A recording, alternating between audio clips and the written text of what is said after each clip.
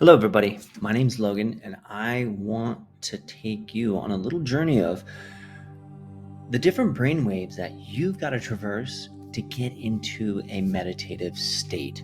There are beta, alpha, and theta. I've had a lot of experience with these, hundreds of hours in actual meditations, as well as teaching others how to traverse across these. And there's some very specific emotional and affirmational signatures of each brain wave that I believe is really important to be aware of how easy it is to trigger yourself into these, as well as how easy it is to come back out of these and into another brain state. We can move in and out of them.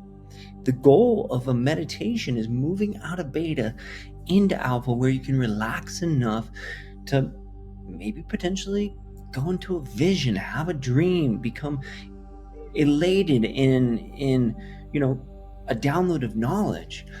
That's theta. But there's some key signatures of each one that I hope that I can give you some experience on, some knowledge on what those signatures are and how to traverse through these. The first is understanding the primary tool of each one of these brainwaves. Beta is predominantly your mind. You're in your mind, you're thinking, you're running through your to-do list, etc. Alpha is predominantly when your awareness goes into your body, your brain enters an alpha wave. So again, that's having a somatic experience. Theta, understanding, just simplifying these down, it's where you're having a direct connection with your higher self. As simple as that. You're in your soul. You're thinking about the unity of the world. Alpha, you're thinking about how perfect today is. Beta, you think everybody's out against you. Your fight or flight response. So I want to really spend a good amount of time talking about beta and understanding that, and how easy it is to get trapped in beta. Beta, historically, biologically, is our primitive brain state. It's our fight or flight. What it feels like for most people is when your body and your mind and your heart are not in coherence. They don't agree with each other. They couldn't agree on, even if you wrote a check for $1 million, they wouldn't come to an agreement on anything. It is our fight or flight response. It is reactionary. As you can see from the bubble here, your brainwave looks like a Richter scale, and like an earthquake is happening. That's what your brainwave looks like. There's no predictability. There's no coherence. It's rough. It's rugged. It's jagged. That's what it would look like if you measure the actual brainwave. And this is when you are flooded with everything. You feel like you're carrying the weight of the world on your shoulders, or whatever that situation is, at work, at home, in your personal life and business and professional life. And you're flooded with fear and worries.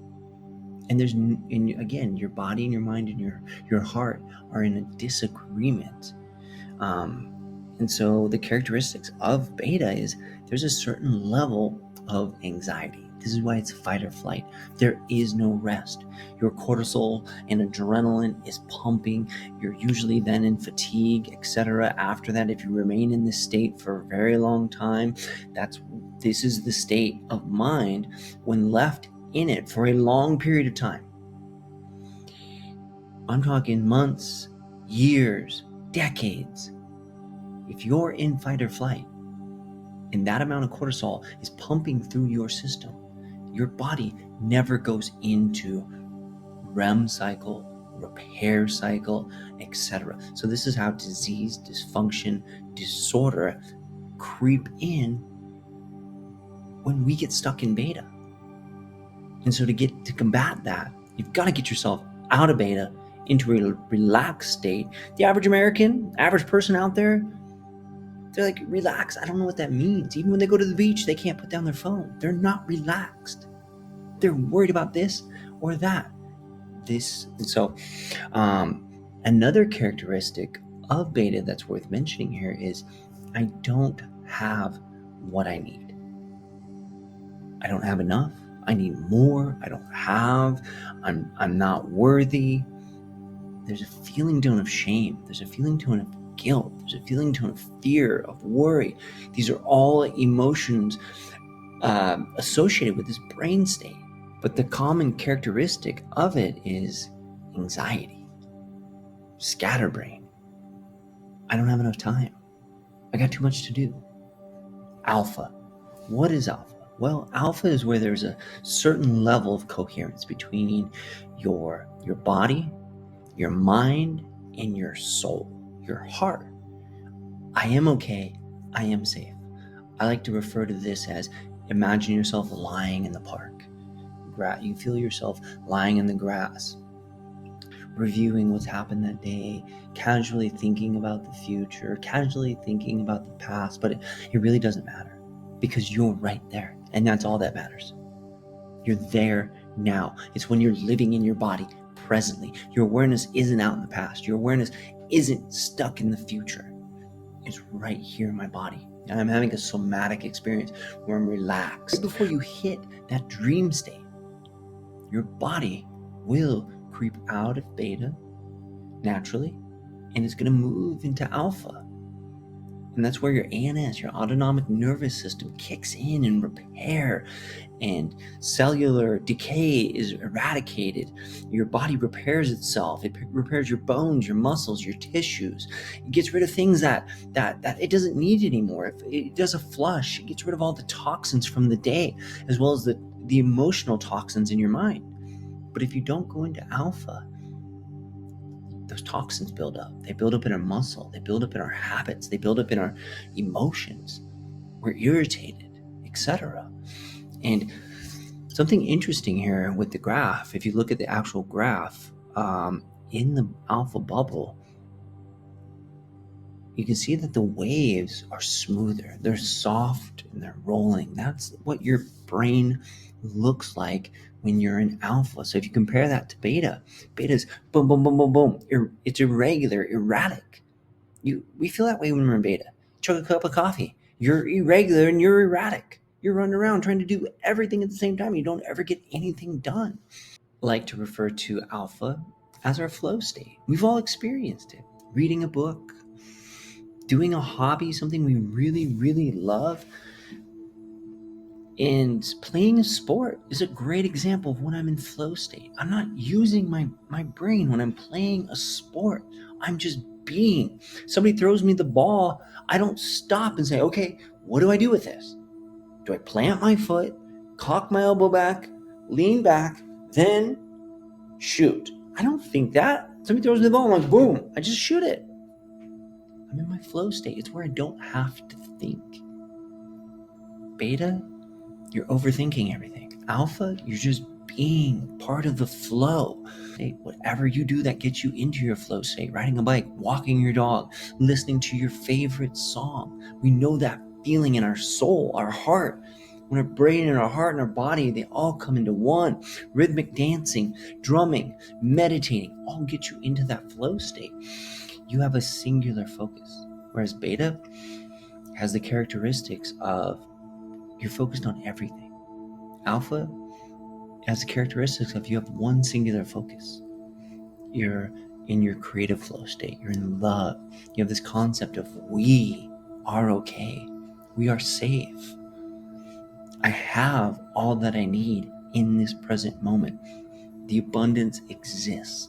So this state can be induced with the feeling tone of affirmations and breath work. This is where so understanding what are these tools and why are they important? Because they're going to help you with that transition from beta into alpha. So understanding this science might make you more open to using some of these tools. There are brain waves above theta. There's gamma, delta, etc. But those are a lot of them are can only be replicated in REM cycles, coma states, and certain monks who've been practicing for years can get to these states on demand. At the average person out there, we're going to experience theta when we are dreaming. This is where we are in direct communication with our higher self, our soul, and our dreams, our highest purpose, our greatest potential. We're in direct communication with those. And we go into theta every night when we go into REM cycle. Your body is in a deep alpha wave, and then you'll traverse into theta, not on demand, but when you are ready. Just like when your body's ready, you're going to enter REM. So in a meditation, you're imitating exactly what your body already does perfectly when you drift off to sleep. We just got to figure out how to talk ourselves into a meditation using breathing techniques, using affirmations, drawing our awareness into certain parts of our body, feeling the energy flow from head to toe. And we're going to enter the upper states of alpha, and then we're going to go into a deeper state of alpha. And then when we're ready, the universe is going to come down and grab you, boom, pull you into theta and say, hey, I've been waiting for you. Thanks for showing up finally. I have to tell you X, Y, and Z. And you have a download of information. You have a realization. You have an epiphany. You talk to a loved one who's on the other side. So many things happen. Spiritual awakening happens in theta, but you have to prepare yourself to get to that point. This is where technically we can bend reality, the dream state. You can walk through walls. The normal limitations of the day-to-day life do not exist. You are the maker of your own reality when you're in theta. You bend reality, you bend time, you become one with everything in this galaxy. There's a deep spiritual understanding of the God vibration. I'm not talking about God in terms of the religious text, the man in the clouds looking down at me. I'm talking about the God vibration, the vibration that began with the Big Bang, the vibration that runs through every living creature, every plant, every animal, every rock, every river, every ocean.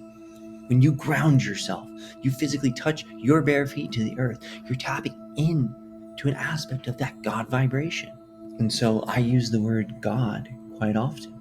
I'm not religious, but I'm deeply spiritual.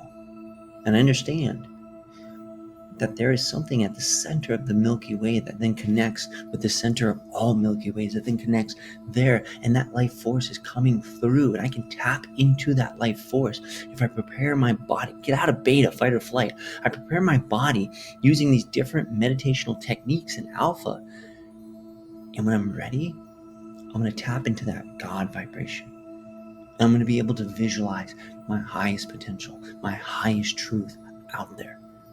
So my goal with meditations, why I post guided meditations, and I also post soundscapes. These are sounds that I use behind the meditation, just the instrumentals.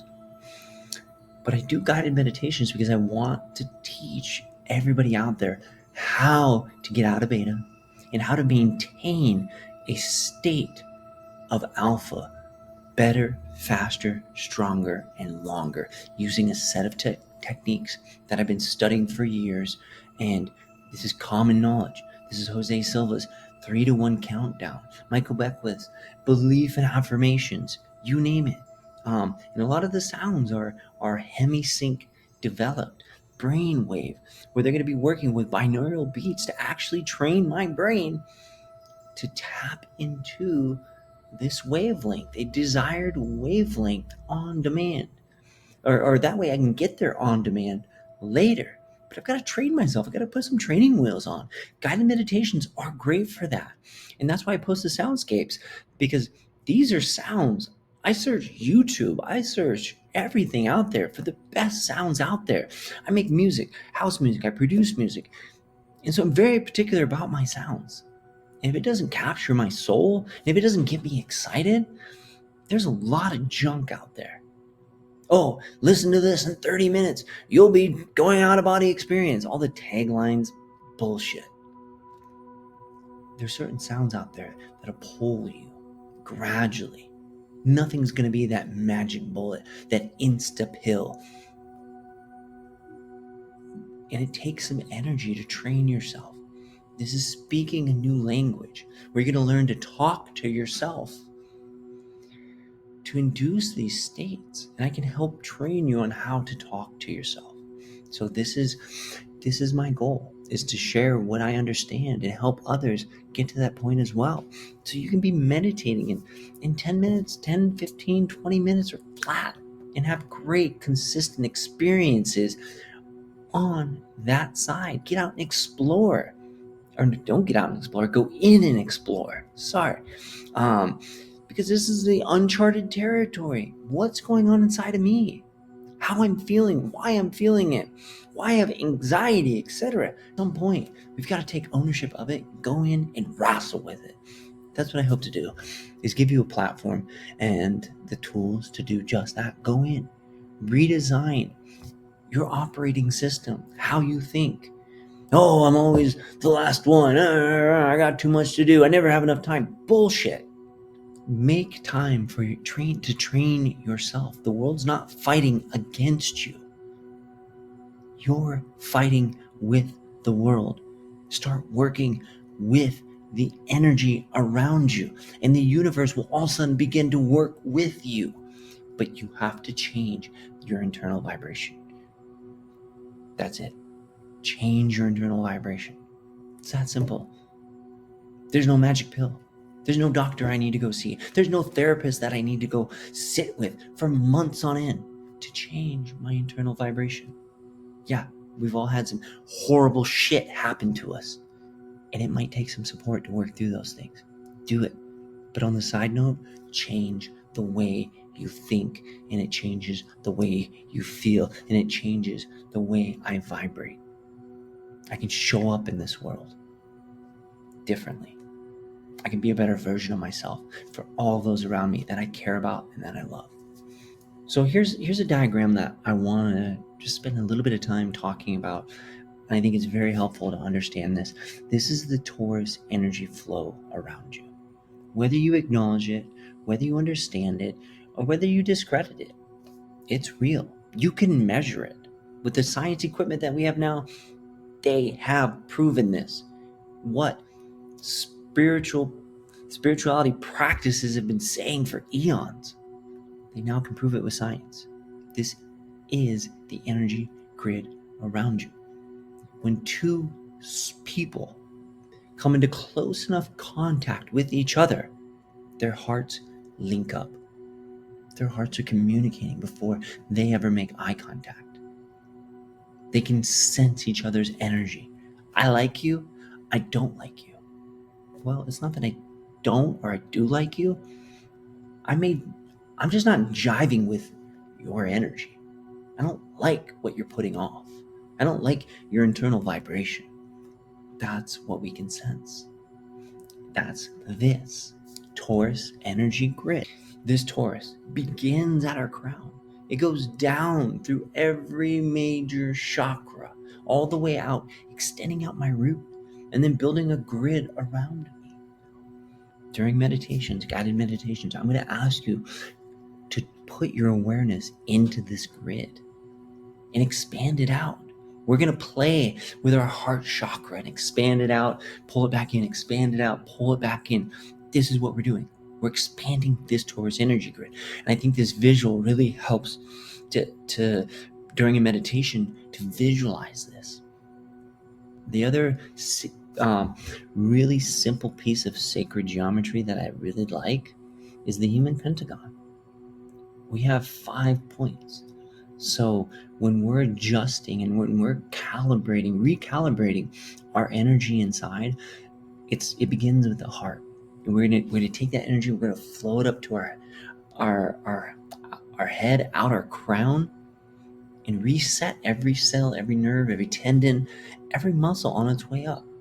And then we're gonna go out our arms, right and left, and then we're gonna go down our legs, right and left.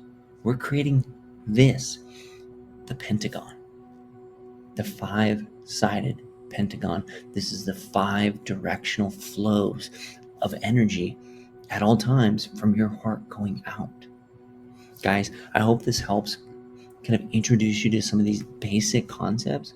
The beta brain, the monkey brain, anxiety, fight or flight, that's beta. Alpha is being at rest. If somebody hands you a puppy, you immediately go into alpha. Your mind, your heart, your soul, they all align. There's total coherence. That's where our body goes into that rest period. The ANS comes on, repair happens, etc. Theta is that deep REM cycle where we actually go into an active dream, where we are the creator. We are the bender of time and reality. My objective is to help you maintain alpha long enough that the universe sees that you're ready, pulls you out into theta and says, look, dude, I've been waiting for you. Here's what I have for you. Wake up. And the Taurus energy grid, very important to understand. It's a very good visual here and understanding why as well when we're activating the five-sided human pentagon in the sacred geometry, because we're trying to induce that energy flow back into, restore it back to its original degrees. Hope this video was helpful.